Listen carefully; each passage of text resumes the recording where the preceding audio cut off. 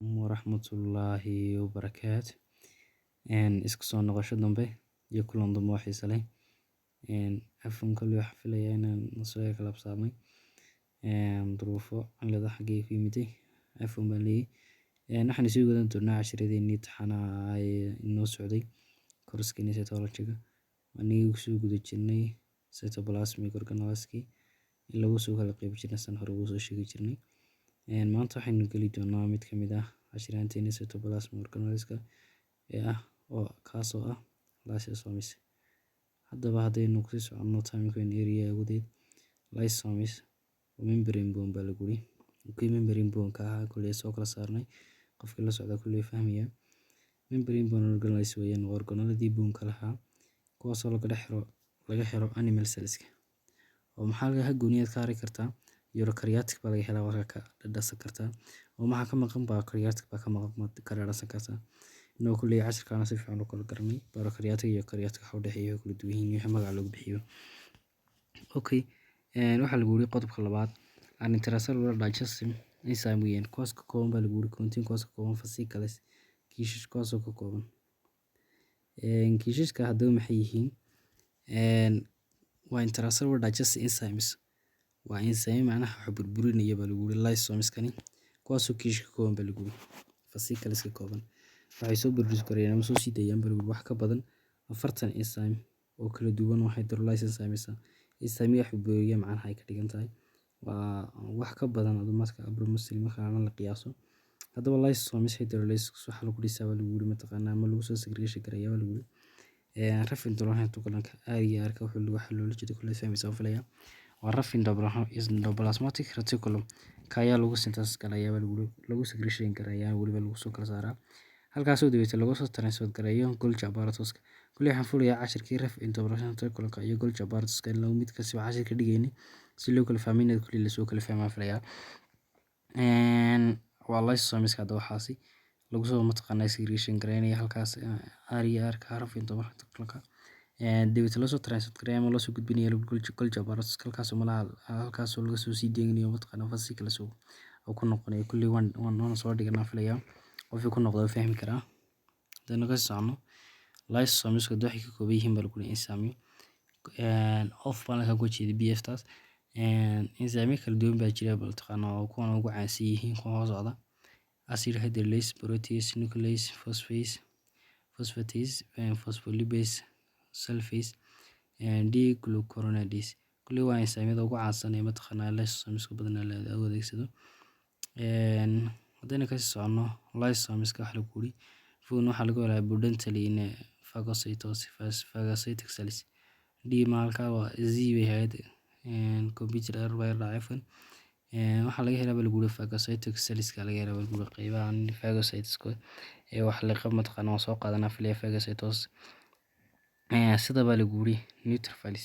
neutrophils monocytes iyo macrophages kuwaas ayaa laga helaa guri lysosomes wax burburiya sababtoo ah kuwan waa daafacayaasha jirka in lysosomes lana aad u muhiim tahay sababtoo ah wixii foreign substance ay mataqaanaa leenayn haddaba say ku leenayaan halkii su'aal bay noo taallay kada why baa lagu yiri lysosomes enzymes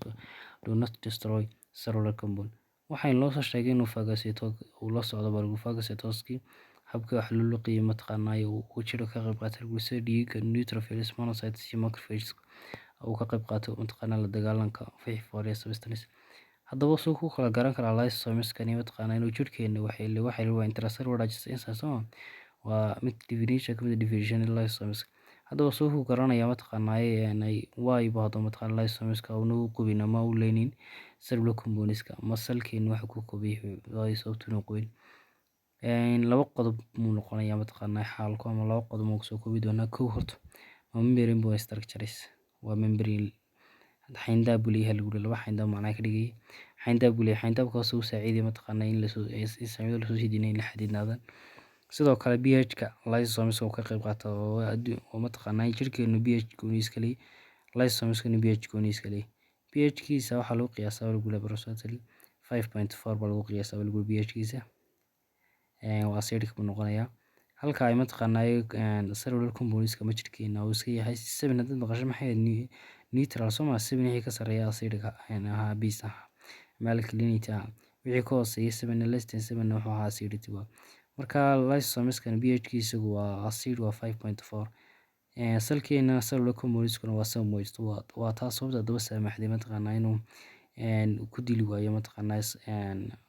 lysosomesku jirkeena caadiga oo isku pH maaha waana membrane bone structures marka ka jawaab sidii su'aasha lagu weydiiyo haddaynu ka socono haddaynu waxa kusoo sheegnay qeexitaankiisii wuxuu ahaa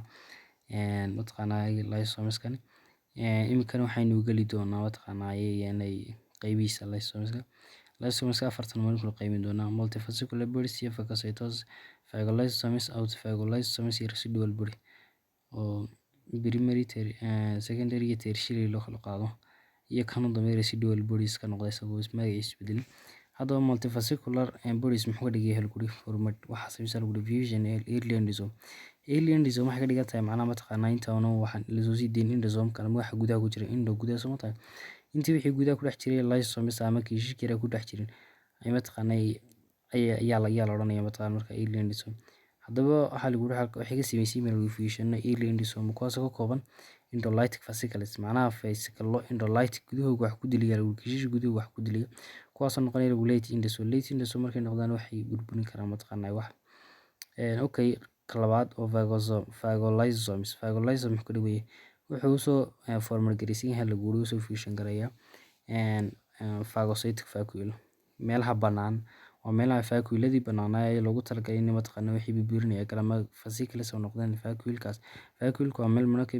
mana la helo vacuole waxaa samaysan kara fascicles oo ku samaysan fudaanata phagocytic vacuoleka haddaba ayaa mataqaanaa late endosome or lysosome noqonaya lagu waa mataqaanaa waa qayb ka mid ah mataqaanaa tibis ka mid ah phagolysosomeska autophagolysosomes way iguna jira autophagolysosomes waxay sameeyaan lagu iyagoo soo fusion garoobi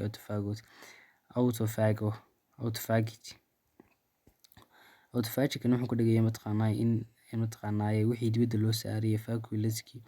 mataqaanaa ayuu isaguna inuu ka turjumaya autophagolysosomeska kuwaasoo mataqaanaa noqonaya lagu late endosome hab macnaha waa iyagu mature base insaan hore ugu soo sheegnay wax burinayaan ba lagu marka waxa habka mataqaanaa kan iska fusion garoobiya lagu isagoo autophagic vacuole isagoo adeegsanaya ma habkii gudaha mataqaanaa ugu jireen mataqaanaa vacuoleski ama meelihii bannaanaa kuwaasoo noqonaya lagu dimentana late endosome noqonaya lagu ama wixii burburinaya lagu ama lysosome sax noqonaya lagu late endosome or lysosome sad baqaysa macnaha waxay ka dhigan tahay late endosome uu mature garoobay lysosomeski taafaraad waxay ka dhigan tahay residual bodies waa bartiga afraad ee mataqaanaa lysosomeska muxuu leeyahay lysosomeska waxa lagu haystaa marka iska fiidaan marka capacity baliin to kaasoo degrade material ay astaamaha ku buriyaan lagu waxay ka kooban yihiin lagu undigested materials astaamaha mataqaanaa la digest garay sida levifision hemosiderin oo koox mid mataqaanaa side solka inuu dhigin doono si fiican isu dhex geli doono marka dogoto weyn lysosomeska loo kala qabiyo afarta qaybood mataqaanaa primary secondary tertiary residual bodies ama multivesicular bodies phagolysosomes autophagolysosomes iyo residual body afarta loo kala qaybiyo muhiimada tahay okay haddaynu ka socono mataqaanaa wuxuu leeyahay function buu leeyahay mataqaanaa lysosomeskani functionka lysosomeska haddaynu isku dayno wuxuu noqon doonaa intracellular digestion warta weeyaan wixii gudaha ka dhaca mataqaanaa ayuu burburiyaa lagu isaga u qaabilsan wixii gudaha ka dhaca dad maqasho lysosomes uga qaabilsanaya uuna burburinayaa shaayihii dibadda joogay baa lagu waa intracellular digestion waa functionka koobaad u qabaan intracellular digestion inuu gudaha ku buriyo regenerate wuxuu dib u soo celiyaa lagu of glycogen muu soo celiyaa aan is removal una saaraba lagu glycogen habkii loo sameyn lahaa dib ayuu mataqaanaa ka qayb qaataa lagu wuxuuna mataqaanaa degenerate baan jeedaa wuxuu burburiyaa lagu of glycogen tii buriya aan is removal una saaraba lagu wax burburinaya glycogen saaray ina jira ka saaray lagu initiate wuxuu bilaabay lagu mitosis habkii mitosis lahaa ee somatic cells-ka ayaa mataqaanaa ka mas'uulka ah maamkii jirkeenu soo qaybinayay mitosis baa kala jiran kale faraya chapterina dhammaan ku dhigan doona chapterkana kulliyeeska ina si fiican uga sii dhigan doona mitosis balse inaad si ogaato inuu ka qayb qaato lysosomeskana mitosis sababtoo mitosis waxa dhacday division ka dhaca soo ma habkii uu qaybsamay jirka release waxa laga saaray guri of thyroid hormones hormone thyroid laga saaray guri destruction wax ka qaybtaa lagu burinta bone matrix osteoclast ama marka ay inka tusaale ahaan oo kale ciyaalka yar waxa la oran karaa way ka lafa badan yihiin marka la eegayo anatomical ahaan 306 bay leeyihiin maflaya 306 bay ahayd ayay lafa ay leeyihiin mataqaanaa ciyaalka yar halka marka hadhow tiro qofku ina 260 halka lafaha inta la xiga maray waxay sameeyaan bone matrix baa dhacaya osteoclast destruction oo isku beerayaan macna lysosome-ka ka qayb qaadanaya lagu marka haduu kolkii hore 5 lafood meesha jirta lagu hal laf isku noqonaysa waa adag markuu qofku weynaaday destroy waxaanu gudbisaa lagu access dheeriga ama abnormal cytoplasm organelleska hab loo yaqaan autophagy waa habka darsaleen soo sheegnay waxay gudbisaa lagu wixii mataqaanaa access ku jirka dheeri ku ama wixii abnormal ay xumaaday cytoplasm ku dhex jira process la yiraahdo lagu autophagy process la yiraahdo ayuu cunayaan baa lagu waa functionka lysosomes intaana hadaynu ka gudbino ka lagu lagtiis sidoo kale noqonaya kawadarkaysa ama filaya waxa yaray mataqaanaa xariirahan joog waxaan kale haasoo noqonayaan indhablaas article lamku waxaysna ka akhtirkan gol jabaras ku noqonayaan ka ashayada sani macna noqonayaan mataqaanaa autophagy saas noqonayaan autophagy lysosomes saas noqonayaan dibitana kana wuxuu ka qayb qaadanaya inuu soo sitaayo aniga hadda tolo sheegna cashir ku soo sharaxnaa deertone ugu dambeynta aad mataqaanaa marka wax soo sitiin bacteria saas lagu soo deynaya waa lagu nutrient baa waxa lagu soo deeyay kaas oo kale baa lagu neutrophils baa lagu soo daayay waana ka qayb qaadanaya jirkii marka saas uga qayb qaataa mataqaanaa inay lysosomes jirka daaficiisa wana shay aad iyo aad u muhiimsan mataqaanaa marka la joogo gudaha salka organelles kala joogo okay hadaan ka socono waan dhamaynay balse waxaan ka ergel doonaa yar oo qayb yar oo clinical condition khusaysa xanuun kale yiraahdo syndrome and disease kan la yiraahdo mataqaanaa Tay-Sachs disease la yiraahdo wuxuu ku dhacay lagu infants ku dhacaa kaasoo sababaya lysosomes la ku specific enzymes breakdown iyagoo mataqaanaa u sababaya lagu inay daciifaan lagu enzymes burburinaya sida mataqaanaa glycol lipidka burburinaya loo yaqaan hexosaminidase loo yaqaan kala buri marka qof ku dhacay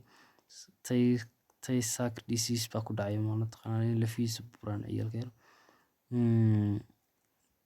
waxa ku kooban yahay lagu researchers sida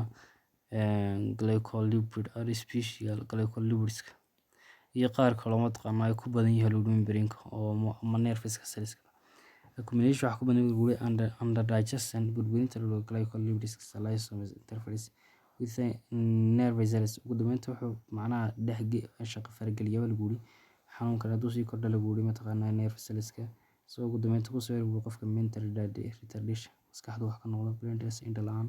spastic nephropathy qofka oo mataqaanaa spastic ku dhaca macnaha maskaxdiisa dhaqaaji kariyo ama jirkiisa dhaqaaji kariyo dhimasho ku abuurtaa lagu children ciyaalka within a year sanadii ku jira ama sanadii ku jira mataqaanaa ayuu ciyaalka yar ku dhaca lagu ku dhintaan sidoo kale waxa ku dhintaa lagu iyo half a breeze qofka kala bar ku soo dhashay 4 bilood iyo baris ka soo dhashay halka 9 bilood laga suuqay qofka iska soo dhashay kaasoo kale waxa soo kara Tay-Sachs disease waana enzyme kaas oo mataqaanaa la breakdown gariyo enzyme kaas oo yaraada lagu hexosaminidase marka waa hexosaminidase kuna mid kamid ah enzyme-yada haddii enzyme-ka la waayo qofka waxa ku dhacaya lagu marka lysosomes waxa aad iyo aad muhiim ah hadana ka socono DSND thanks for watching admasada daawashada hadda channel ku cusub subscribe gambaleelkana riix like nasi hadduu video ku qanciyay wixii jawaab su'aalaha hoosta igu reeb. Wassalaamu calaykum waraxmatullaahi wabarakaatuh.